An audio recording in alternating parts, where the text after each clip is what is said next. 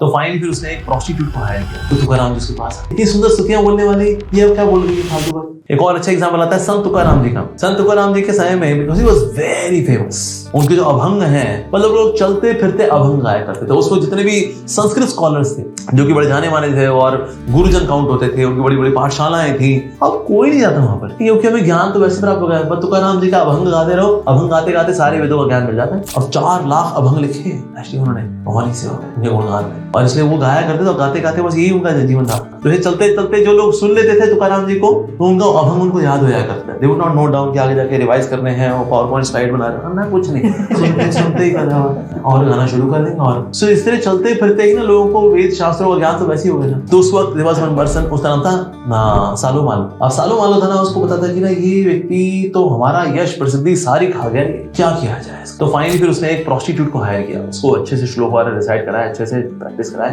तो जब उसने श्लोका रिसाइट किए तो देखा अरे इतनी सुंदर संस्कृत में स्तुतियां वाला कौन गा रही है। तो तुकाराम जी उसके पास आए और बैठने सुनते, इतना सुंदर आप गाती हो। तो उन्होंने कहा अगर आपके जैसे जीवन साथी मिल जाओ मुझे क्या चाहिए। अरे ये कैसी बात बोल दी आपने, इतनी सुंदर स्तुतियां बोलने वाली, ये अब क्या बोल रही है फालतू बात। क्योंकि जो मैं समझती हूँ आप भी समझते, मैं आपकी बातों को समझती हूँ, मेरी बातों को समझोगे। हम सम विचार वाले हैं, सम भाव वाले हैं, इसीलिए हम एक दूसरे के साथ बहुत खुश रहेंगे। तो इस तरह करके she was trying to convince Tukaram, और तुकाराम जी was not convinced. He paid obeisances to that prostitute.